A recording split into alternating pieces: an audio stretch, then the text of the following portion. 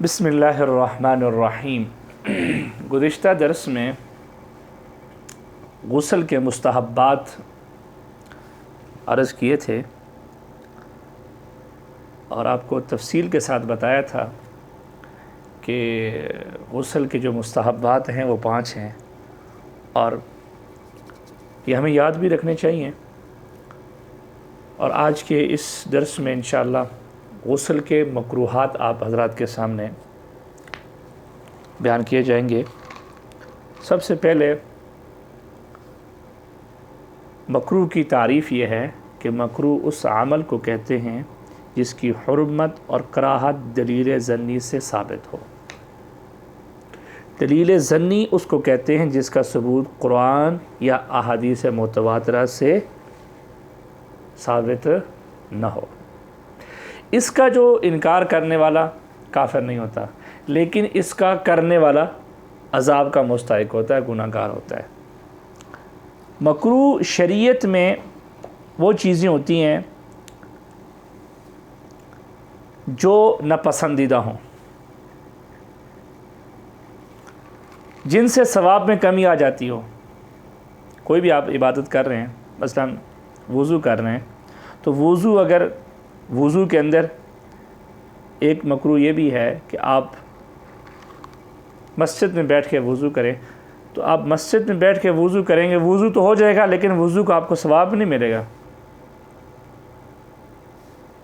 بعض اوقات عبادتیں ادھوری رہ جاتی ہیں، بعض اوقات عبادت ناقص ہو جاتی ہے، تو اس کا جو کرنے والا ہے یہ گناہ گار ہو جاتا ہے۔ اس کا بہت زیادہ دھیان رکھنا چاہیے۔ ہر سنت کا چھوڑنا مکروہ ہے اور ایسے ہی ہر مکروہ کو چھوڑنا سنت ہے۔ غسل کے جو مکروہات ہیں ان میں سب سے پہلا جو مکروہ ہے وہ یہ ہے کہ ایسی جگہ نہانا جہاں کسی کی نظر نہ پہنچتی ہو، مطلب ایسی جگہ کا انتخاب کرنا جہاں کسی محرم یا غیر محرم کسی کی نظر بھی نہ پڑتی ہو۔ نمبر 2، برہنہ نہانے والے کو قبلہ رخ نہیں ہونا چاہیے۔ اگر وہ اس نے کپڑے سارے اتار لیے ہیں، سارے کپڑے اس نے جسم سے اتار لیے ہیں، تو اب اس کو قبلہ رخ نہیں ہونا چاہیے۔ اگر ہوگا تو یہ مکروہ ہے۔ اگر ہو جاتا ہے غلطی سے، انجانے نہ انجانے میں، تو غسل تو ہو جاتا ہے لیکن ثواب میں کمی آتی ہے۔ نمبر 3، غسل میں سوائے بسم اللہ کے اور دعاؤں کا پڑھنا۔ اب بسم اللہ بھی آپ اس جگہ پڑھ سکتے ہیں جہاں پر صرف غسل خانہ ہو۔ اگر باتھ روم اور غسل خانہ اٹیچ ہیں، ساتھ ہیں، ان میں کوئی بیچ میں کوئی بھی دیوار وغیرہ نہیں ہے، پردہ وغیرہ نہیں ہے، تو آپ وہاں بسم اللہ بھی نہیں پڑھ سکتے۔ ٹھیک ہے، تو اگر الگ الگ ہیں تو پھر آپ بسم اللہ پڑھ سکتے ہیں۔ اور نمبر 4، ضرورت سے زیادہ کلام کرنا بھی، یہ بھی مکروہ ہے غسل کے اندر، کہ آپ غسل خانے میں چلے گئے، اب آپ ضرور سے زیادہ گفتگو کرنا شروع کر دیتے ہیں۔ بعض اوقات لوگ اکیلے میں لگے رہتے ہیں، باتیں کرتے رہتے ہیں، تو یہ مکروہ ہے۔ نمبر 5، جتنی چیزیں وضو میں مکروہ ہیں وہ غسل میں مکروہ ہیں۔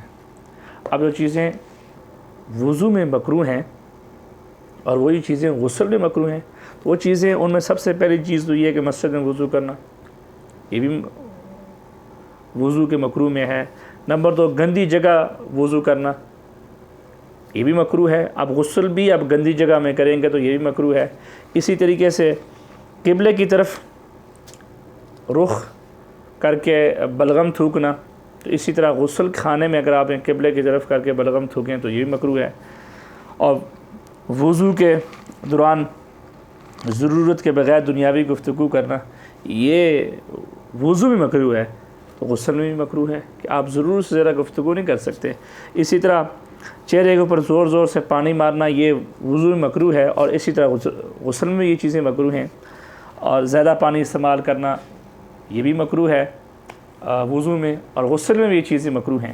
اسی طرح دائیں ہاتھ سے ناک صاف کرنا یہ بھی وضو میں مکروہ ہے، تو غسل میں بھی یہ چیز مکروہ ہے۔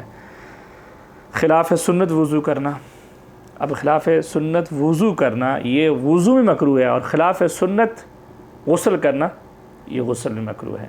اللہ تعالیٰ سے دعا ہے کہ اللہ تعالیٰ ہمارے لیے عمل کی راہیں آسان فرمائے۔